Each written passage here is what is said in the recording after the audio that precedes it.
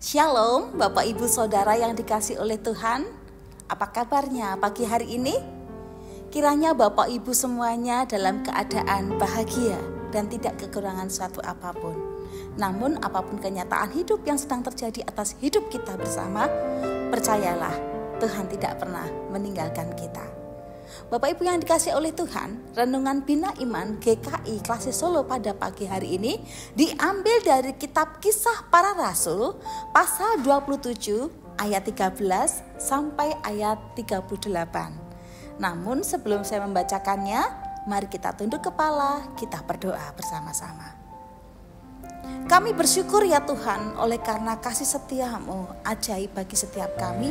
Kami bersyukur untuk setiap kasih kemurahan Tuhan yang Tuhan hadirkan dalam kehidupan kami masing-masing. Hingga pagi hari ini kami dapat bangun kembali, dapat melakukan segala kegiatan kami dengan penyertaan-Mu. Namun sebelum kami melakukan banyak hal, kami hendak mengawalinya dengan bersama-sama mendengarkan sabda firman-Mu. Kami mohon Roh Kudus menolong setiap kami agar kami dimampukan untuk mengerti, dimampukan untuk melakukannya dalam kehidupan kami masing-masing. Terima kasih Tuhan, hanya di dalam nama-Mu Tuhan kami Yesus Kristus kami berdoa. Haleluya, amin. Bapak Ibu, saya akan bacakan bacaan firman Tuhan, yaitu dari kitab Kisah Para Rasul pasal 27 ayat 13 sampai 38. Cukup panjang ayatnya. Demikian bunyi firman Tuhan. Pada waktu itu angin sepoi-sepoi bertiup dari selatan. Mereka menyangka bahwa maksud mereka sudah tentu akan tercapai. Mereka membongkar sauh lalu berlayar dekat sekali menyusur pantai Kreta. Tetapi tidak berapa lama kemudian turunlah dari arah pulau itu angin badai yang disebut angin timur laut. Kapal itu dilandanya dan tidak tahan menghadapi angin haluan. Karena itu, kami menyerah saja dan membiarkan kapal kami terombang-ambing. Kemudian kami hanyut sampai ke pantai sebuah pulau kecil bernama Kauda. Dan di situ dengan susah payah kami dapat menguasai sekoci kapal itu. Dan setelah sekoci itu dinaikkan di atas kapal, mereka memasang alat-alat penolong dengan meliliti kapal itu dengan tali.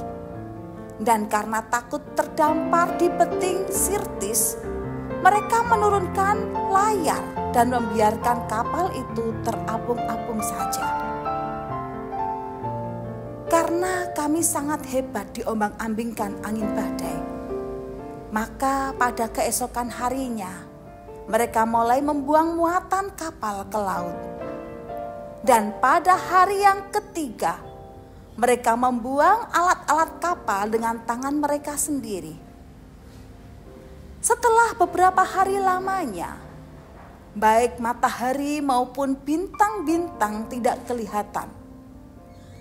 Dan angin badai yang dahsyat terus-menerus mengancam kami.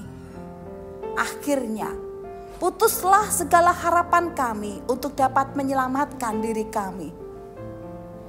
Dan karena mereka beberapa lamanya tidak makan, berdirilah Paulus di tengah-tengah mereka dan berkata, "Saudara-saudara, jika sekiranya nasihatku dituruti, supaya kita jangan berlayar dari Kreta, kita pasti terpelihara dari kesukaran dan kerugian ini. Tetapi sekarang juga dalam kesukaran ini, aku menasihatkan kamu supaya kamu tetap bertabah hati. Sebab tidak seorang pun di antara kamu yang akan binasa, kecuali kapal ini. Karena tadi malam seorang malaikat dari Allah, yaitu dari Allah yang aku sembah sebagai miliknya, berdiri di sisiku. Dan ia berkata, 'Jangan takut Paulus, engkau harus menghadap Kaisar. Dan sesungguhnya oleh karunia Allah, maka semua orang yang ada bersama-sama dengan engkau di kapal ini akan selamat karena engkau. Sebab itu, tabahkanlah hatimu, saudara-saudara, karena aku percaya kepada Allah bahwa semuanya pasti terjadi sama seperti yang dinyatakan kepadaku. Namun, kita harus mendamparkan kapal ini di salah satu pulau. Malam yang ke-14 sudah tiba, dan kami masih tetap terombang-ambing di Laut Adria. Tetapi kira-kira tengah malam, anak-anak kapal merasa bahwa mereka telah dekat daratan. Lalu mereka mengulurkan batu duga, dan ternyata air di situ 20 depa dalamnya. Setelah maju sedikit, mereka menduga lagi, dan ternyata 15 depa. Dan karena takut bahwa kami akan terkandas di salah satu batu karang, mereka membuang 4 sauh di buritan, dan kami sangat berharap mudah-mudahan hari lekas siang. Akan tetapi anak-anak kapal berusaha untuk melarikan diri dari kapal. Mereka menurunkan sekoci dan berbuat seolah-olah mereka hendak melabuhkan beberapa sauh di haluan. Karena itu Paulus berkata kepada perwira dan prajurit-prajuritnya, "Jika mereka tidak tinggal di kapal, kamu tidak mungkin selamat." Lalu prajurit-prajurit itu memotong tali sekoci dan membiarkannya hanyut.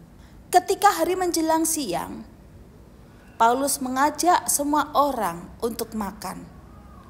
Katanya, "Sudah 14 hari lamanya kamu menanti-nanti saja, menahan lapar dan tidak makan apa-apa. Karena itu aku menasihati kamu supaya kamu makan dahulu. Hal itu perlu untuk keselamatanmu. Tidak seorang pun di antara kamu akan kehilangan sehelai pun dari rambut kepalanya." Sesudah berkata demikian, ia mengambil roti, mengucap syukur kepada Allah di hadapan semua mereka, memecah-mecahkannya, lalu mulai makan. Maka kuatlah hati semua orang itu, dan mereka pun makan juga. Jumlah kami semua yang di kapal itu 276 jiwa. Setelah makan kenyang, mereka membuang muatan gandum ke laut untuk meringankan beban kapal itu. Amin. Demikianlah bacaan firman Tuhan. Yang berbahagia adalah setiap kita yang mendengar firman-Nya dan yang melakukannya dalam hidup sehari-hari. Shalom Bapak Ibu yang dikasih oleh Tuhan. Pernahkah Bapak Ibu dan saya merasakan yang namanya mabuk? Entah itu mabuk darat, mabuk lautan, mabuk di udara. Ya, yang namanya mabuk itu sangat menyiksa. Apa yang terjadi? Ya, salah satunya adalah kepala kita akan pusing.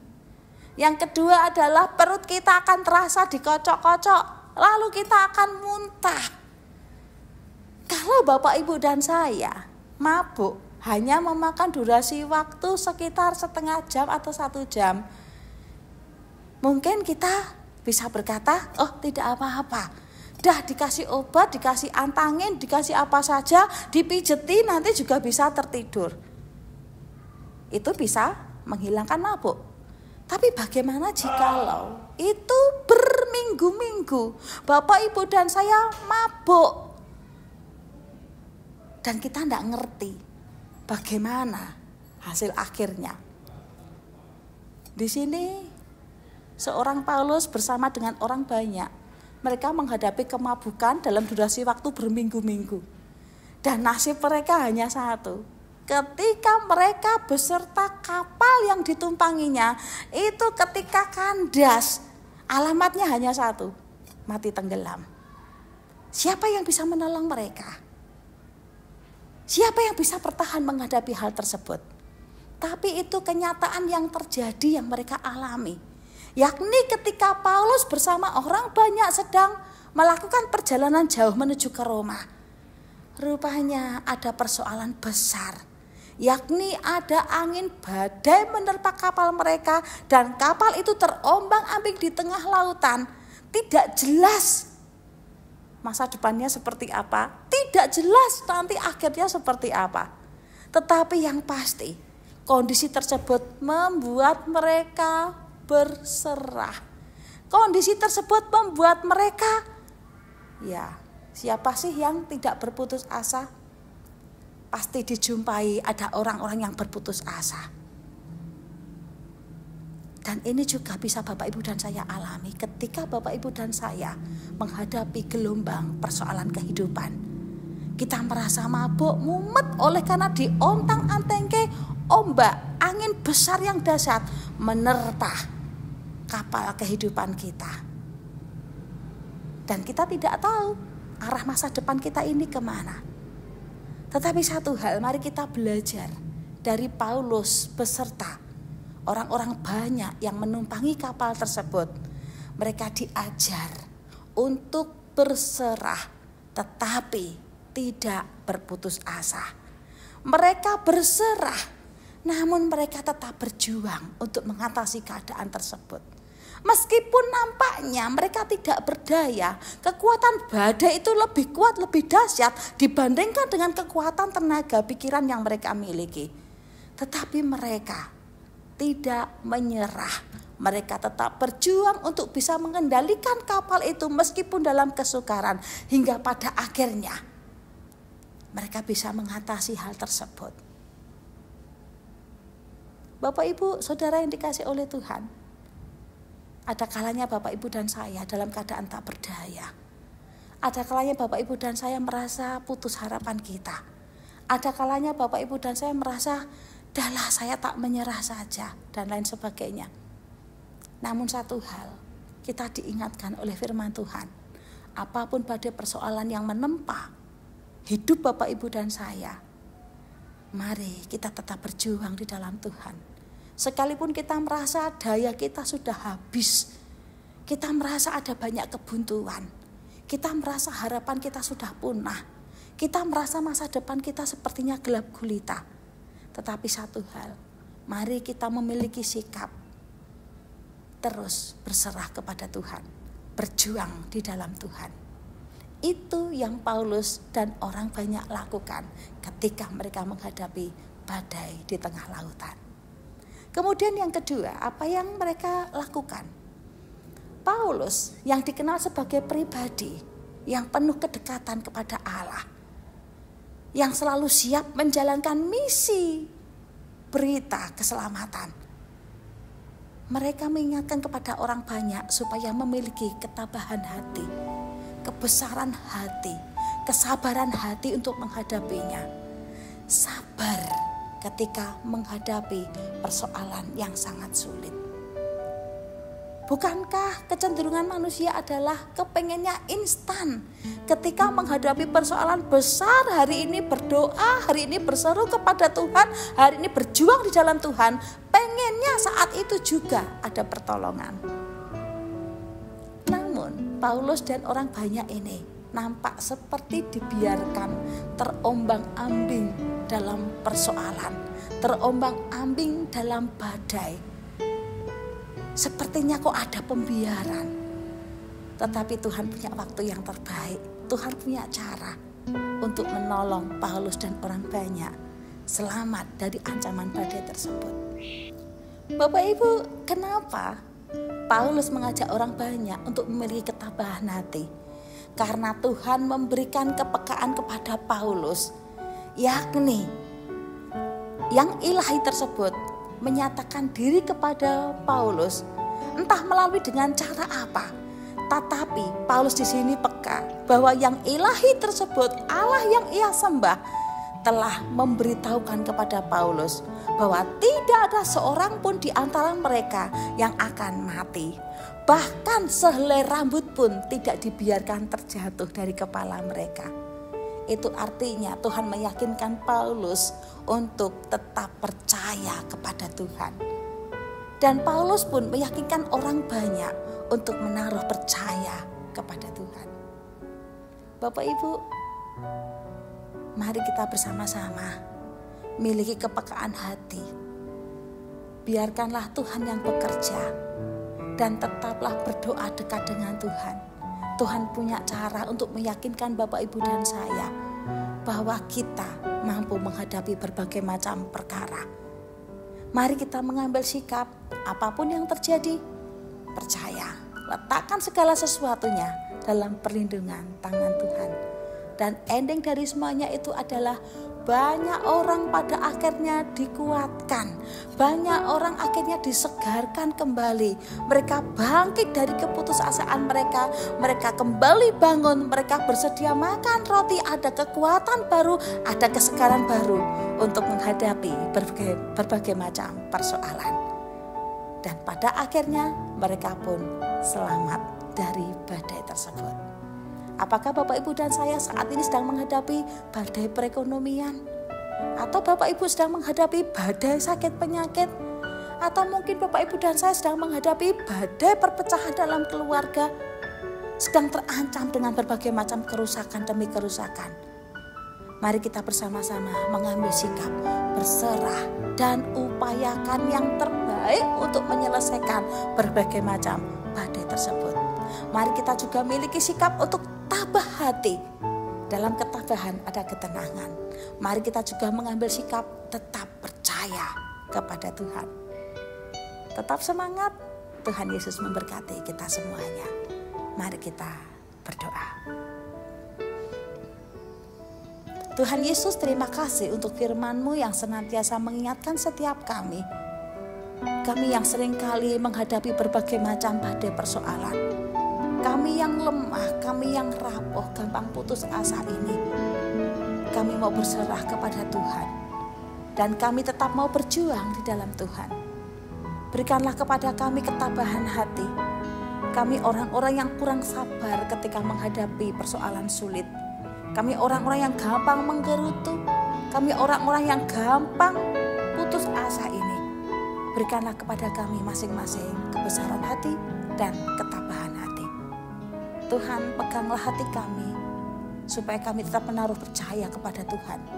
Apapun yang terjadi atas hidup kami percaya Tuhan tak pernah meninggalkan kami. Tuhan yang dekat, Tuhan yang kami sembah, Tuhan yang melekat dengan hidup kami. Tentu tetap berkarya untuk turut serta menyelesaikan segala badai-badai pergumulan kehidupan kami.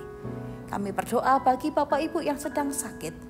Kiranya Tuhan yang menjamah, Tuhan yang sembuhkan, Tuhan pulihkan. Bagi Bapak Ibu yang bergumul dengan keuangan, Tuhan memberkati. Bagi Bapak Ibu yang bergumul oleh karena ada kerusakan demi kerusakan dalam rumah tangga, kiranya Tuhan yang memulihkan apa yang rusak. Terima kasih Tuhan, kami berdoa, kami berseru di dalam nama-Mu Tuhan Yesus Kristus. Haleluya, amin.